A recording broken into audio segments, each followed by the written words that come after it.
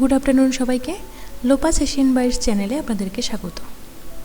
আজ আমি খুব সহজেই কাতলা মাছের কালিয়া তৈরি করে দেখাবো। এর জন্য আমি মিডিয়াম সাইজের কাতলা মাছ নেব আর তাতে লবণ আর হলুদ 15 মিনিট মতো মাখিয়ে রেখে দেব। এবার আমি একটা পেঁয়াজের বেরেস্তা বানানোর জন্য একদম পাতলা পাতলা করে কেটে নেব। আর একটা পেঁয়াজ, কয়েকটা কাঁচা লঙ্কা, আদা আর রসুনের একটা মিহি পেস্ট তৈরি করে নেব। আর একইভাবে একটা টমেটোরও মিহি পেস্ট তৈরি করে নেব। আর কিছুটা টক দই নিয়ে নেব। আর সঙ্গে নেব 1 চামচ জিরের গুঁড়ো, 1 চামচ ধনের গুঁড়ো, 1 চামচ লাল লঙ্কার গুঁড়ো।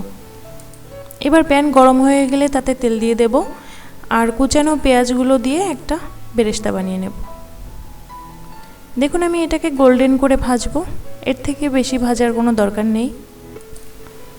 এবার আমি মাছগুলোকে ভেজে নেব। মাছগুলোকে আমি গোল্ডেন করেই ফ্রাই করব। দেখুন মাছ ভাজা হয়ে গেছে, এবার আমি তুলে নেব। এবার আমি ওই একই তেলে 2 এলাচ, লবঙ্গ আর একটু গরম মশলা ফোড়নে দিয়ে বেটে রাখা পেঁয়াজের পেস্টটা দিয়ে ভালো করে একটু কষিয়ে নেব। এর মধ্যে লবণ আর হলুদ দিয়ে দেব। আর পেঁয়াজের গন্ধটা যখন চলে যাবে তখন তার মধ্যে জিরের গুঁড়ো, ধনের গুঁড়ো আর লাল লঙ্কার গুঁড়োটা দিয়ে দেব। এবার আগে থেকে ফেটিয়ে রাখা টক দইটা দিয়ে দেব আর বাটিটা ধুয়ে আর একটু জল দিয়ে দেব। এবার ভালো করে কষিয়ে নেব। দেখুন কষিয়ে নেওয়া হয়ে গেছে, এবার আমি পরিমাণ মতো জল দিয়ে দেব। এবার গ্রেভিটা যখন ফুটে আসবে তখন আমি মাছগুলোকে একে একে দিয়ে দেব। মাছগুলো দিয়ে একদম আঁচ অল্প করে ঢেকে দেব। 10 মিনিট মতো এভাবে রান্না হতে দেব।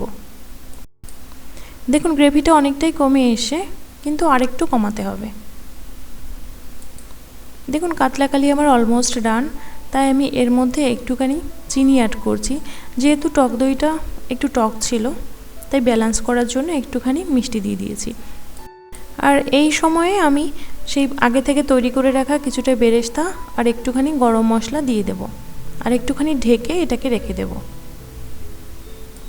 এতে ফ্লেভারটা কিন্তু খুব ভালো আসবে। এবার আমি সার্ভ করে দেখাচ্ছি। আমি যেভাবে তৈরি করলাম কাতলা কালিয়া, আপনারাও কিন্তু একইভাবে বাড়িতে ট্রাই করে দেখতে পারেন। এটা কিন্তু খেতে দুর্দান্ত হয়।